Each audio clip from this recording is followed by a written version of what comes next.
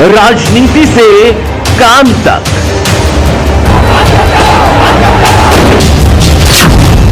अपराध से अंजाम तक,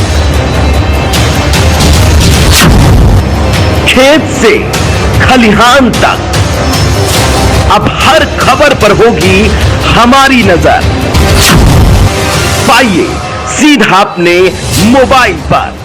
आज हम उत्तर प्रदेश जनपद हापुड़ क्षेत्र कस्बा धौला नाके खेड़ा गांव में इस वक्त हम मौजूद हैं और यहां पर ये बंटी तोमर हैं। इनकी समस्या क्या है, इनसे हम जानेंगे कि ये दिल्ली जंतर मंतर पर भी गए हैं और इनकी क्या समस्या थी जो जंतर मंतर दिल्ली पर जाना पड़ा और ये फिर वहां से लौट करके अपने गांव आए हैं। आखिर इनकी क्या समस्या है, आइए जानकारी करते हैं। क्या नाम? मेरा नाम बंटी तोमर उर्फ कृष्णपाल तोमर है और मेरी जो समस्या चल रही है करीब करीब 2021 से चल रही है। मैंने एक सालासर टेक्नो इंजीनियरिंग लिमिटेड में काम करा था कॉन्ट्रैक्टर उस बेस पे और करीब 4 साल का मेरा उन पर पैसा रुका हुआ है। 4 साल बाद उन्होंने हिसाब करने की कोशिश करी पर लेकिन वो हिसाब मेरा नहीं करा।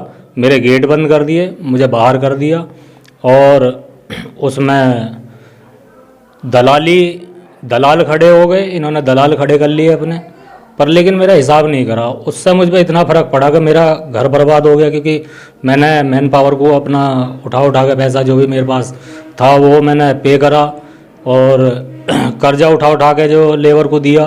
काफ़ी कर्जा हो गया मेरे पे, कम से कम भी उस टाइम पर 2021 में मुझ पर 10-15 लाख का कर्जा था। तो मालिक को भी पता है कि भाई इसने पेमेंट करा है। वो भी कह रहा था नो हाँ हम करते हैं। उसने हिसाब करते करते पर लेकिन धोखा दे दिया क्योंकि ये इनका काम है। ये कई ठेकेदारों को लूट चुके हैं इस तरीके से और मेरे साथ जुड़े हुए भी हैं। वो भूमाफिया भी हैं। ये इन्होंने ज़मीन भी दाब रखी है एक की। मेरे साथ वो जंतर मंतर पर भी गए थे पर लेकिन इस पर कार्रवाई नहीं होती है। कार्रवाई के लिए मैं काफ़ी जगह गया हूँ, चौकी से लेके उत्तर प्रदेश डीजीपी ऑफिस तक मैं जो कहना मैं जा चुका हूँ पर लेकिन अभी तक इन पर कोई कार्रवाई नहीं हुई है। मेरी मांग सिर्फ ये है कि भाई इसने मेरे 4 साल लिए। 4 साल कोई मामूली ना होते हैं। 50 महीने 48-50 महीने कोई छोटे मोटे ना होते हैं। 48-50 महीने मैंने इसे अपने दिए, मैंने इसका काम करा। मैं इस पर ब्लेम लगा रहा हूँ कि भाई इसने मेरा 50 लाख रुपया रोक रखा। 4 साल का मेरा पैसा इस पर इकट्ठा होता रहा। मैं कर्जा कर करके जो का नाम अपना पेमेंट करता रहा। बस अपने दुखों में अपने समय को काटता रहा। मैंने अपने बीवी बच्चे बालकों को सब कुछ त्याग दिया। बस फैक्ट्री के अलावा मेरा और कुछ नहीं था। फिर भी इसने मेरा जो का नाम हिसाब नहीं करा। अब 2021 में अगर ये मेरा हिसाब कर देता, कोरोना के बाद में कॉलेज खुले 2021 में, तो कम से कम हमारे ये बच्चे पढ़ लेते, लिख लेते, स्कूल चले जाते। पर लेकिन 2021 में हमारी नौबत ये थी कि घर के बर्तन तक बिक गए। वो मालिक को भी पता है। हमारी स्थिति बिल्कुल आगे चलने की थी ही नहीं। हम बिल्कुल बेकार हो गए। कर्जियाओं ने हमारा ये हाल कर रखा कि मेरे घर पर आके गाली गुप्तार और इतना टॉर्चर करते थे कि भाई जीने को कोई आसार हमें दिखा नहीं। अब ये इतना बड़ा उद्योगपति है, हम इससे जो का नाम कैसे लड़े। हमने विधायक जी का सहारा लिया। विधायक जी को सारी पता थी क्योंकि मैं उनका प्रचारक भी था। क्षेत्रीय विधायक धर्मेश तोमर जी का प्रचारक भी था। तो उन्होंने फ़ोन भी किए, इससे कहा भी, ये कर भी रहा था हिसाब पर लेकिन कुछ बाद में ऐसा हुआ कि विधायक जी ठंडे पड़ गए। बोले भाई यूँ भी अपनी है, जो दे रहा हो वो ले ले। 2 लाख में मुझे खरीदा जा रहा। मैंने कि विधायक जी यू अपना है, मैं अपना नहीं हूँ। जो इनने मुझे पीड़ित कर रखा है, मेरा पैसा रोक रखा मजदूरी का, मेरा मजदूरी का भी आप पैसा नहीं दिला सकते। मैंने कि ठीक है कोई बात नहीं, प्रशासन तो है। मेरी उनसे उम्मीद टूटी। फिर मैं प्रशासन के पास गया, डीएम साहब के पास गया। डीएम साहब ने आदेश करे एसएसपी साहब को। एसएसपी साहब ने वीडियो ऑडियो रिकॉर्डिंग जो भी मैंने इनके सबूत इकट्ठे कर रखे हैं वो सारी चीज़ देखी। उन्हें भी जो विश्वास हुआ नु ठीक है। उन्होंने सीए साहब को फ़ोन कराया कि भाई इसे वार्ता कराओ, इसकी बैठा के आमने सामने, जब इसका है तो इसे दिलवाओ।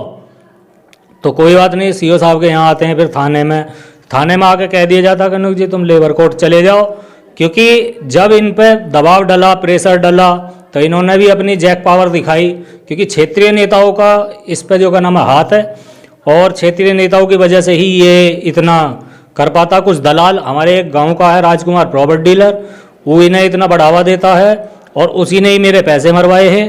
वही आके सामने खड़ा हुआ सलभ अग्रवाल, कहते हैं कि भाई तुम्हारा मामला अब हमने राजकुमार प्रॉपर्टी डीलर के हैंड कर दिया, तो जैसे ये कर देंगे वैसे ही। मन की बाबूजी इससे क्या मतलब है, इसके यहाँ काम थोड़ी करा मैंने। एक दिन यूँ आया और मन की तुम इसके हैंड ओवर कर रहे हो, हिसाब तो तुम करोगे। पर लेकिन कुछ नहीं, उसमें जो नाम गेट बंद कर दिया, क्योंकि बड़े आदमी सिक्योरिटी इनके पास में है और पुलिस भी फिर इनकी सिक्योरिटी करने लगी। काफ़ी संघर्ष करते करते आज मुझे 2 साल हो गए, और लगा लीजिए अंदाज़ा, जब मेरी 2021 में ये स्थिति थी कि मैं कुछ कर भी नहीं सकता। क्योंकि मैं अगर कहीं कमाने जाता, मैं गया, मैंने कोशिश करी, इन्होंने जब गेट बंद करे उसके बाद मैंने कमाने की कोशिश करी, मजदूरी करने के लिए, चला भी, तो कर्जिया पीछे पीछे मेरे वहीं फैक्ट्री तक पहुंच गए। तनख्वाह भी ना मिलने दी कि भाई हम लेंगे हम लेंगे हम लेंगे। तो मेरे घर में कुछ नहीं आया, वो कर्जियाओं पे ही नहीं चला गया। मैं देखता रह गया कि भाई जब अब आदमी 8-10 हज़ार रुपये महीने के कमाएगा, वो तो ब्याज भी पूरा ना होवे, तो एक ही आदमी जो का नाम है जब उन्हें लेके चला गया, छीन के चला गया। मन की भाई अब क्या करें। हमारे घर में सब नहीं देखते रह गए, ये भी पूछता था कि भैया भूखे बैठे रहें, देखते रहें, ये कहेगा जो का नाम है कल को पापा रोटी मिलेगी या ना मिलेगी।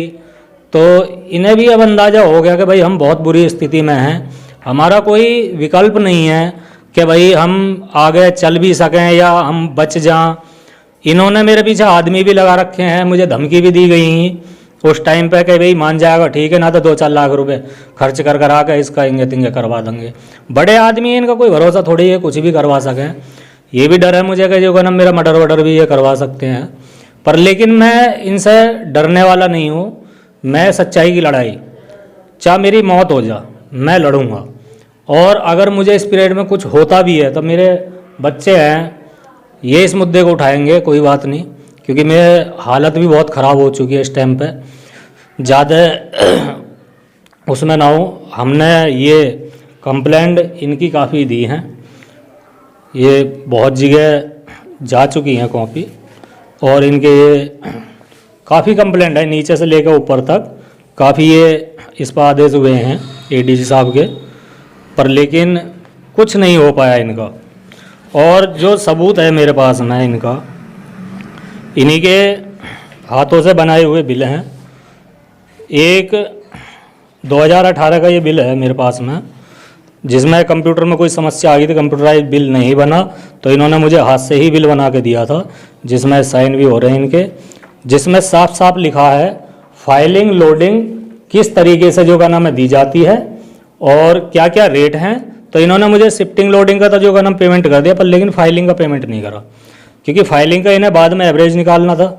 उसी हिसाब से इन्होंने एवरेज भी निकाला, पैसे भी जोड़े। जब इन्हें पता लगी कि इसका तो बहुत मोटा पैसा इकट्ठा हो गया 50 लाख रुपए, तो इनकी आंखों पर पैसे का पर्दा पड़ गया। लालची इंसान है, तो इन्होंने लालच के कारण मेरा हिसाब नहीं करा। मैं बहुत बुरी परिस्थिति से गुजर रहा हूँ, पर लेकिन मेरा विश्वास सिर्फ योगी आदित्यनाथ जी पे है, क्योंकि वो हैं एक ईमानदार योगी भी हैं, नेता भी हैं, चीफ मिनिस्टर भी हैं, हमारे राजा भी हैं, तो उन्हीं पे ही मेरा विश्वास है कायम। अभी देखो आगे क्या होता है, पर लेकिन अभी लगे हुए हैं संघर्ष में, पर लेकिन अभी तक तो कुछ हुआ नहीं है। तो अब आप क्या चाहते हैं? मैं ये चाहता हूँ कि प्रशासन इन्हें, फैक्ट्री मालिक प्लस फैक्ट्री का स्टाफ हो, जो फैक्ट्री के आदमियों के बीच में, जिन आदमियों के बीच में, मैंने कंपनी के स्टाफ के बीच में जिन्होंने मुझसे काम कराया है, वो स्टाफ हो और प्रशासन की मौजूदगी हो, एक वीडियोग्राफी हो, तो उसमें ये आकर बताएं कि भाई ये हम पे गलत इल्ज़ाम लगा रहा और इसने इतना काम करा और इसका हमने ये पैसा दे दिया, हमारे पास इसका कोई पैसा नहीं है, ये सबूत दिखाएं। और जो वो मैनेजर हैं, सुपरवाइजर हैं, उनसे सामना कराएं कि भाई इसने इतना काम करा और दे दिए, बिल दिखाओ, कोई दिक्कत नहीं है। और अगर मैं अपना साबित कर देता हूँ कि भाई मेरा इतना पैसा इस पर था और इसने मेरा हिसाब नहीं करा, इतना मेरा इस पर रुका हुआ, तो भाई प्रशासन मेरा उस पैसे को दिलवावे और इन्हें भी देना चाहिए। और जो उसके 2021 के बाद में मेरा जो भी कुछ लुटा है, इसी की बदौलत लुटा है, क्योंकि ये मेरा अगर 2021 में हिसाब कर देता तो मेरा जीवन एकदम सही उस पर चलता। ये भी अपने स्कूल कॉलेज जाते, एक लड़का मेरा 15 साल का वो कमा कमा के हवा खवा रहा है। क्योंकि बड़ा दुख होता है जब एक बाप कमाने लायक हो। मैं तो खूब कमाने वाला हूँ, लाखों रुपए महीने कमाए भी हैं ठेकेदारी में इसी कंपनी में, पर लेकिन मिला नहीं। अब जब आदमी फंस जाता है, एक 14-15 साल का लड़का जब मेहनत मजदूरी करके घर में लेकर आएगा और बाप उसको खाएगा तो बड़ा जोर सा पड़ा है, खाया भी ना जाता। तो हमारे तो अलग में रोटी का निवाला भी ना उतरता। तो ये परिस्थिति है अभी हमारी।